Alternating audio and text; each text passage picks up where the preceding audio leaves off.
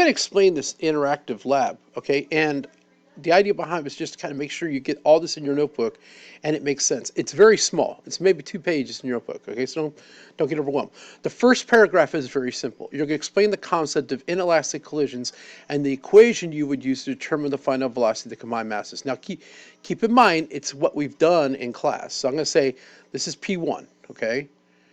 And make sure you label this thing. First of all, in fact, I could write across the top here. P1 inelastic lab. And I'm going to say mini report. Okay? And you want to put your date. Date. So that's always what you do when you do a lab report. Okay? Even if it's just a notebook and you just write it down, you want to make sure you can tell when you did this. All right? And what it's called. So my first paragraph, right? So I'm just going to call it paragraph 1. I know my equation for inelastic collisions is equal to m1 v1 plus m2 v2 yields m3 v3. Now, how does it apply to the lab? That's what I want to know. So I know m1 is going to be equal to the dart, the mass of the dart, times its velocity, right? Plus the mass of the cart times its velocity equals the mass of the cart and the dart. So I'm going to say dart plus cart times its final velocity of it moving, which would be just velocity. Okay? Now, as far as this goes, we could actually write this out and kind of solve it in paragraph 1. But this is what I want you to write out for paragraph 1. You're explaining what you're doing. These are multiplied together. These are dots you could put in between them like this. And obviously this you would put into parentheses, this times that velocity. Okay? That's fairly straightforward. Okay? The second one is explain the experimental design, how measurements are taken. You must include an illustration. Okay? That's not too bad. Okay? So I'm going to just go ahead and get to do an illustration of this. I'm going to clear it. Okay, time to make an illustration. I would draw it fairly simple. I would make using a straight line. Boom. Gonna make another one. Boom. That's my little dart blowgun. Okay. I am going to make a 3-panel illustration. First one's showing the velocity of all these things being encountered, how you gonna measure it, right? Then I'm going to draw another one down here using my fantastic means of illustration. And I'm going to now make it where the dart, who's two things apart, is now going to be lodged in what's going to be my cart. So this is the foam block. And I am going to put the 2 wheels on it here. Okay. And then my last drawing right here, it's a 3-piecer, okay? So I'm going to grab this. This is still my gun, so it's my point of reference. Okay, that's going here. And I'm going to draw this thing actually moving. So I got to make my little dart. He's 2 spots away. And then I'm going to grab and make my cart. In this case, 1, 2, 3, 4. Bear with my fantastic drawing. I put the 2 wheels on it. Okay. And I'm going to put little tags on my dart so it looks like it's an actual dart. I mean, art class, right? This is kind of like how things are going here, right? And if I really want to think this is actually, it looks like this. I'm just doing it as you see in the picture. I'm going to do a dotted line coming out this way, right? And then finally, this one's it moving. So how are these things being measured? Okay, I'm going to change the color of this thing so it sticks out a little better. Okay, the first thing is that you take an actual measurement, and I'm going to say for the time the dart comes out of the gun to here, okay, I'm going to measure from here to here, and let's say that right there is 10 centimeters, okay, and what I'm going to do is take my timer, okay, and I find out how long it takes to go that far, in seconds. So it's the amount of seconds it takes to travel that far. Okay, this is the point of collision.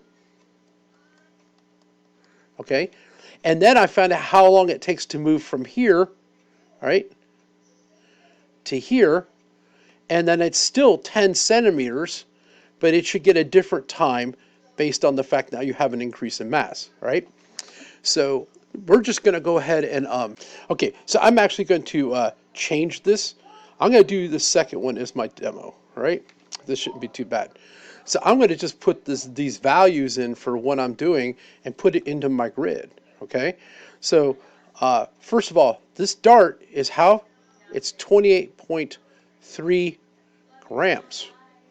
And I'm going to see how far it takes to go 10 centimeters, I'm sorry, and how long it takes. So what I do is I am going to go ahead and take out the tools to do this. So I'm going to pop this little measuring stick out. I'm going to put this here, okay? And I'm going to grab my timer, and it's way down there on the bottom, okay? But I'm going to go through till it gets...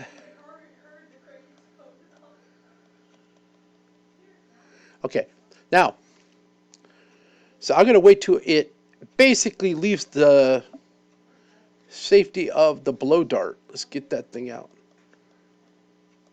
Boom, okay? And I am going to now move this up to here. Now keep in mind, I just got to go from 0 to 10. Here's my stopwatch. I clear it. I'm going to see how long it takes to get there, okay? It shouldn't be that long.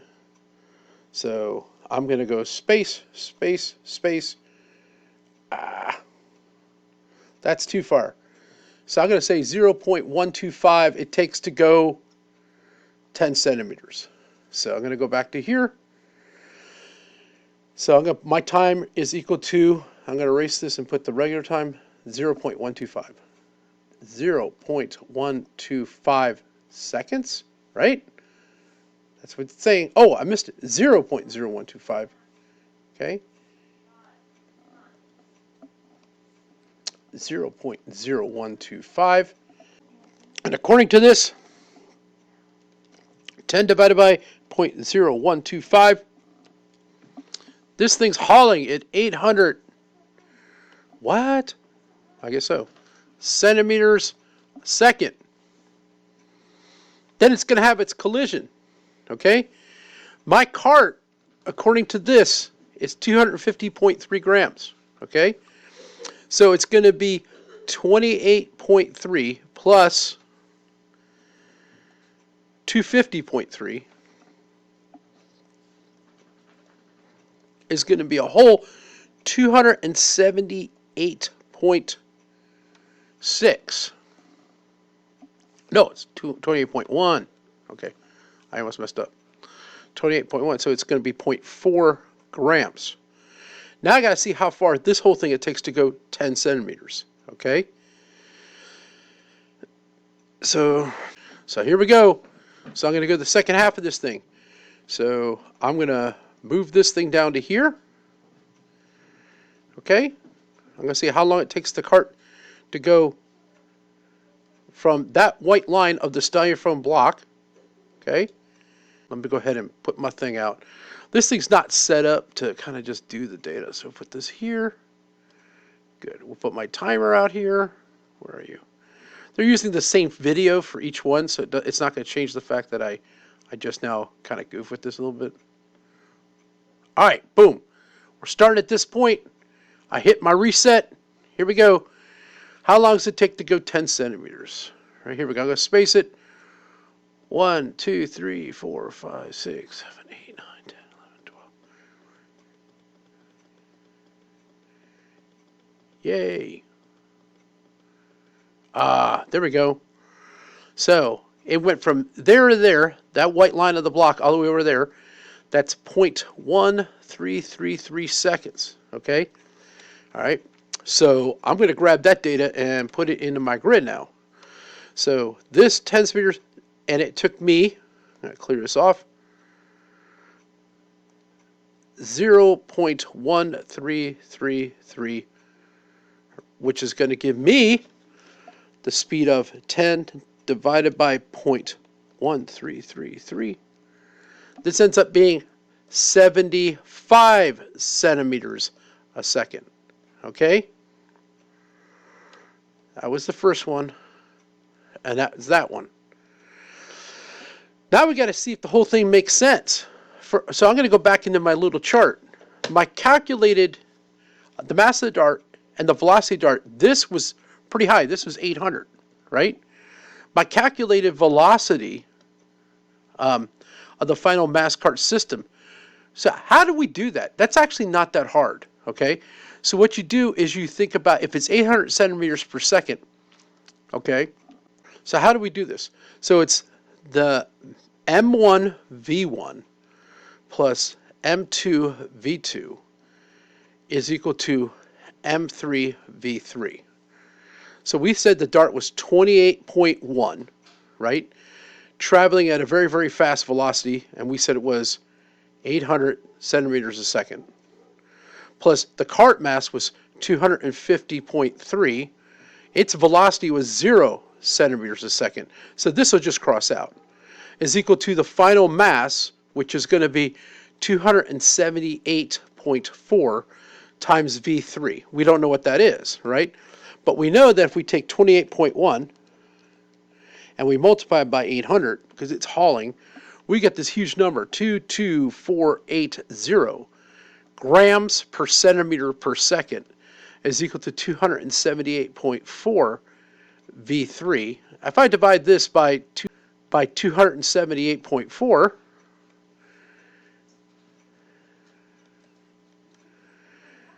I should get a velocity of 80.75 centimeter a second. Okay, that's my mathematical value. I would put this in here. 80.75. I'm just going to round to 8 because I have to use 3 significant figures. When you actually did the experiment, my measured value, right, according to what we just did, came up to 75 centimeters a second. Okay? So if I go back to what I had, my measured value was 75. Okay?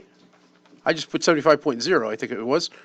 So my percent error is really, really easy to figure out. How do I do my percent error? Do you guys remember doing this? Here we go.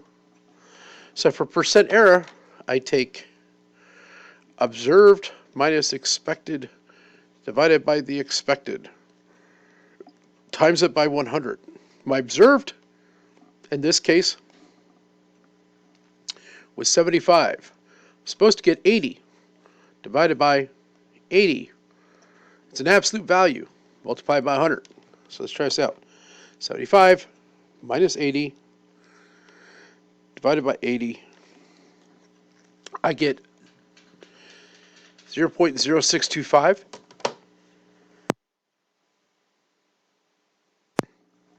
Times that by 100. So my percent error, because of the way I did this, I'll put it over here. 6.25% error. Yay! Okay? Not meant to be real confusing, but kind of act that way. That's about it.